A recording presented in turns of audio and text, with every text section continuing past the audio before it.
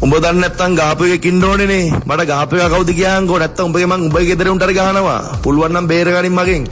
මට කොහොමත් එකයි දැන්. මගේ පණ ඔය මගේ දරුවා ඔය. උඹේ අම්මට උඹ මගේ කාට ගැව්වා. උඹටත් ඔය වේදනාව මම නොදුන්නොත් පුතෝ මගේ සහෝදරයට ගාපු එකට මං අරේම කරා මගේ දරුවට ගාපු එකට මං කොහොම කරයිද? බලාගනින් උඹට වෙන දේ. උඹට ජීවිත කාලෙ විඳවන්න වෙන්නේ උඹලගේ රැස් උඹලට. මං මැරෙන්න මම මැරෙන්න බය නැති එක් මම මේ ඇවිල්ලා මට කරන්න ඕන ටික කරන්න ඕන ඉඳා. නැත්තම් තොපි නිකන් අපිට ඔක්කන්න ඕනේ. මරණවමයි. පුළුවන් නම් බේරියන්.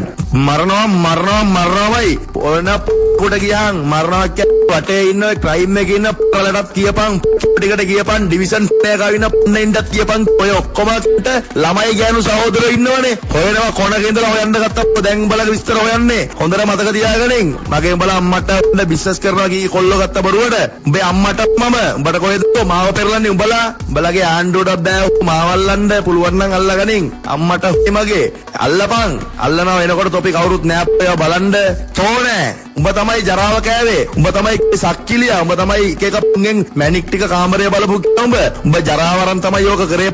උඹට මම ඔය ජරාව ටික කණ්ඩ උඹගේ දරුවව තියන්නේ නෑ. උඹ පුළුවන් නම් බේරගනින් මගෙන්. රට ගියත් මරනවා හොයලා මරනවා. උඹ පුළුවන් නම් රට කරරපන්.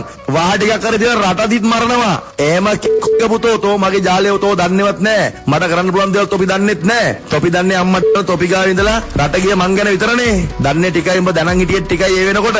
හරිද? මං කරලා තියෙන තොපි දන්නෙත් නෑ අපෝකේ. මම කරපු දේවල් තොපි දන්නෙත් නෑ. ඉදිරියට කරන දේවල් තොපිට හිතා ගන්නත් බෑ. පුළුවන් නම් මගෙන් බේරියන්. උඹ මොන උඹ අම්මට ගෙදර ගියාම ඔබට බලයි. උඹ මොනක්ද? බේරියන් මගෙන්. බේරියන්. පුළුවන් නම් බේරියන්. උඹ මැරුවේ මගේ දරුවව. මේ දරු කැක්කුමක් මගේ තියෙන්නේ. තෝගේ අම්මට මොනවා මම බලාගනින්. උඹගේ දරු කැක්කුම බලාගනින් උඹගේ දරුවට. පුතෝ ලේ විලක් මැද ගෑණි ළමයි ඉඳී කොයිලරි ඈ මතක තියාගනින්. හොඳට මතක තියාගනින්. වැලිසර නාවික හමුදා කඳවුරු බෝබියේ කොටසක ඉදිකරන අධ්‍යක්ෂ බන්ධනාගාරයට පළමු වරට මාරුවීම් ලැබූ රැඳවියන් මේ වන විට ඒ රඳවා ඇති බව වාර්තා වනවා. වෙලෙසුදා දෙමටගොඩ චමින්ද මෙදිගමරුවන් ලොකුපෙටි මන් රමේෂ් බැකෝ සමන් ආමි සම්පත් ඇතුළු පිරිස මේ අතර වනවා. ඉදිරියේදී හරක්කට සහ කෙහෙල් බද්දර පත්වේද මෙම අධ්‍යක්ෂ බන්ධනාගාරය වෙත මාරු කිරීමට නියමිත රැඳවියන් අතරට එක් කර තිබෙනවා. මෙම බන්ධනාගාරයේ විශේෂත්වය වන්නේ කිසිදු රැඳවියෙක් සඳහා දුරකථන ඇමතුම් ලබා දීමට හෝ ලබා ගැනීමට අවසර හිමි නොවීමයි. එමෙන්ම පිටතින් ආහාර ලබා දීම සඳහා විශේෂ ක්‍රමවේදයක් මෙහි සකස් කර තිබෙනවා. එමෙන්ම අපරාධ පරීක්ෂණ දෙපාර්තමේන්තුව විශේෂ කාර්ය බලකාය බන්ධනාගාර අධිකාරී ශ්‍රී ලංකා නාවික හමුදාව මෙම අධ්‍යක්ෂ බන්ධනාගාරය නිරන්තර පරීක්ෂාවට ලක් කරනවා. 24 පේ CCTV කැමරා මගින් මෙම බන්ධනාගාරය නිරීක්ෂණය වන අතර මැදිරි තුල හඬ පටිගත කිරීමද සිදුවන බවයි වාර්තා වන්නේ.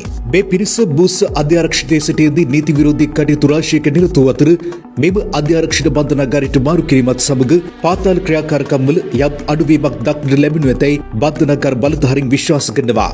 මේ නව බන්ධනාගාරය වෙත මාරු කර වූ කීප දෙනෙක් පිළිබඳව අපි ඒ දවසෙත් කතා කළා. අද මේ කතා කරන්නේ තවත් සුශේෂී පුද්ගලයෙක් පිළිබඳව. ඒ මන්නා රමේෂ්. වැලිසර අධ්‍යක්ෂකයට මාරු කර වූ පුද්ගලයන් අතර මන්නා රමේෂ් ද සිටින අතර මන්නා රමේෂ් ගැන බොහෝ පිරිසක් නොදන්නා කතාවක් මේ. විශේෂයෙන්ම මන්නා රමේෂ් අත්අඩංගුවට පත්වන්නේ ඩුබායි රජයේ සිටයි. ඔහු වසරකට ආසන්න කාලයක් ඩුබායි රජයේ සැඟව සිටියා. අධිකාර මුදෙන්සලගේ රමේෂ් ප්‍රේචනක නොහොත් මන්නා රමේෂ් එක් අනතුරු දින 90 කැරඳුම් ලබාගෙන ප්‍රශ්න කිරීම සිදු වුණා. පසුව අධිකරණයට ඉදිරිපත් කරන ඔහු රක්ෂිත බන්ධනාගාර ගත කිරීමට තීරණය වනවා. මේ පුද්ගලයා අත්අඩංගුවට පත්වන විට බිරිඳ සමග රූපලාවන්‍ය කටයුතු වල නියැලී සිටි ඇති බව ප්‍රශ්න කිරීමේදී අනාවරණය වී ඇතැයි බස්නාහිර පළාත් දකුණු දිශාව අපරාධ කොට්ටාශය ඒ සමයේ සඳහන් කළා. මෙරට ආරක්ෂක අංශ සැකකරුට එරෙහිව ගුවන් ගමන් තහනමක් පනවන විට 2023 වසරේ අප්‍රේල් 15 නිත්‍යානුකූල අයුරින් ඩුබායි රටට ගොස් තිබූ මන්නා රමේෂ්ට විරුද්ධව එම තහනම නැවත පැනවීමේදී බලපෑත්තර පරිදි ක්‍රියාත්මක කිරීමට බලධාරීන් කටයුතු කර තිබුණා. ඒ වන විට 33 හැවිරිදිවේ පසු මන්නා රමේෂ් ඉෂාර ලක්මිනී වික්‍රමසිංහ නැමැති ඔහුගේ බිරිඳ සමග සාජාහි මොහයි හාට් අජිමාන් නගරේ රූපලාවන්‍ය ආයතනයක් පවත්වාගෙන ගොස් තිබෙනවා. සැකකරු ඊට සහාය දෙමින් කටයුතු කර තිබූ බවයි ප්‍රශ්න කිරීම්වලදී අනාවරණය වුණේ. සගකරු සිය බිරිඳ සමග පදිංචිව සිට තිබුණේ සාජාහි ඉන්ඩස්ට්‍රියල් පෙදෙසි 10 ෆාස්ට් ගොඩනැගිල්ලේ සාජාහි පිහිටි නිවාස සංකීර්ණ එකයි. අවිස්සාවිල්ල නාපාවල යාලගම අංක 489 ඇලයිරක් එකලිපිනී පදිංචිව සිටි සංවිධානාත්මක අපරාධකරුවෙක් වන මන්නා රමේෂ් 2017 වසරේ මාර්තු 25 සිට 2021 දෙසැම්බර් 18 වනදා දක්වා රේජුම සම්බන්ධ වී අපරාධ 7කට අධික ප්‍රමාණයක් සිදු කර තිබෙනවා. පහර දී මුදල් සහ දේපල කොල්ල කෑම් නිවසකට අයතු ලෙස ඇතුළු වීමෙන්ම තියුණු ආයුධ වලින් පහර දී මනුෂ්‍ය ඝාතනයක් සිදු කිරීම සහ වෙඩි තබා මනුෂ්‍ය ඝාතනයක් සිදු කිරීම ඔහු විසින් සිදු කර ඇති අපරාධවලට ඇතුළත් වෙනවා. ඊට අමතරව ගෙඩියවි සහ බෝම්බ ළඟ තබා ගැනීම සගකරුට එල්ලවන චෝදනා අතර වෙනවා. සංවිධානාත්මක අපරාධකරුවෙක් වන මන්නා රමේෂ්ගේ උපදෙස් මත 2023 මැයි මාස 26 වන දින අවිස්සාවිල පොලිස් සුසුමේ තල්දුව ප්‍රදේශයේදී යතුරු පෙදිකින් පැමිණි පුද්ගලයන් දෙදෙනෙක් විසින් පුද්ගලයෙකුට ගෙඩියවිකින් වෙඩි තබා තුවාල සිදු කර තිබුණා. මන්නා රමේෂ් අත්අඩංගුවට පත්වීමෙන් පසුවත් රමේෂ් ගැන අතිශය කතාබහක් ඇති වුණා. විශේෂයෙන්ම මීට මාස 5කට පමණ පෙර අවිස්සාවිල්ල අධිකරණයට ව්‍යාජ පිස්තෝලයක් සමග කාන්තාවක් ඇතුළු වීමට උත්සාහ කළා. එම අවස්ථාවේ පොලිසිය කාන්තාව අත්අඩංගුවට ගෙන තිබුණා. තමන් රථවාහන නඩුවකට පෙනී සිටීමට පැමිණි බවයි එම කාන්තාව සඳහන් කර තිබුණේ. නමුත් නඩු පොත් පරීක්ෂා කර බැලූ පොලිසියට එවැනි නඩුවක් හමුව තිබුණේ නැහැ. ඇය තමන් මීගොඩ ප්‍රදේශයේ බව සඳහන් කර තිබුණත් ඇය තංගල්ල ප්‍රදේශයේ පදිංචිකාරියක් බවයි පොලිසිය තහවුරු කරගත්තේ. පසුව ඇයව අත්අඩංගුවටගෙන අධිකරණයට ඉදිරිපත් කර තිබුණා.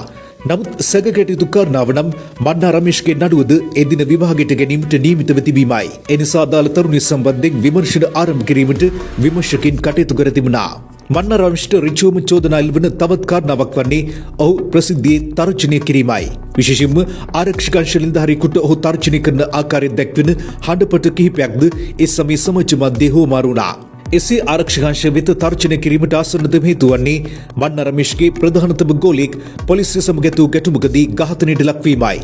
එම පුද්ගලයාද වෙඩි තැබීමකට සම්බන්ධ යතුරු පැදියක් පැදූ පුද්ගලෙක් බවට අනාවරණය වී තිබුණා. මන්නා රමේෂ් ප්‍රධාන වශයෙන් පතල් කර්මාන්තයේ යෙදුණු අයෙක් බවටයි වාර්තා වුණේ. විශේෂයෙන්ම තල්දුව අවිස්සාවිල ප්‍රදේශ කේන්ද්‍ර කර ගනිමින් ඔහු තම චාවරම් සිදු කරගෙන ගියා. ඔහුට එරෙහිව චෝදනා ගණනාවක් පවතින අතර ඒ අතර පුද්ගලයන්ට බරපතල තුවාල සිදු කිරීමද ඇතුළත් වෙනවා. මන්නා රමේෂ්ගේ ප්‍රතිවාදියා වන්නේ පොඩ්ඩා නැමැති පුද්ගලයෙක්. ඔහුද පතල් කර්මාන්තයේ යෙදෙන පුද්ගලෙක් බවටයි අනාවරණය වන්නේ. අවිස්සාවිල නගරයේ රජ වීමේ හේනයක් ඇතිව මන්නා රමේෂ් මෙම අපරාධවල නිරත වූ බවයි බොහෝ පිරිසක් සඳහන් කරන්නේ.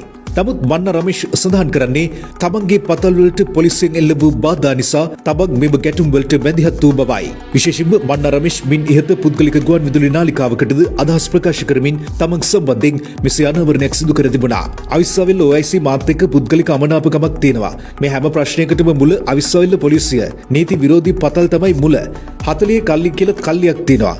ඒ කල්ලින් තමයි මේ හැමදේම කරන්නේ. 40 කල්ලි තමයි මේ කියන පොඩ්ඩ හිටියේ. මුන් කලේ පතල් බලහත්කාරයෙන් අත්පත් කරගන්න එක. පොලිසිය තමයි මේකට මූලික අනුග්‍රහය දුන්නේ. අපිත් පතලක් කැපුවා. අපේ පතලත් බලහත්කාරයෙන් උන් අයිති කරගත්තා. දැන් කියනවා මං ගහන්න මරන්න යනවා කියලා.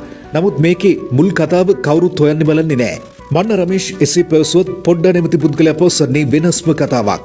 මන්නා රමේෂ්ගේ සහෝදරෙක් සමග ඇති වූ පුද්ගලික ගැටුමක් නිසා ඔවුන් අතර ගැටුම් වර්ධනය වූ බව පොඩ්ඩා පවසනවා. එසේම ආපනශාලා වලින් මන්නා පෙන්වා බිය ගන්වා ණයට ආහාර පාන ලබා ගැනීමට මන්නා රමේෂ් කටයුතු කරන බව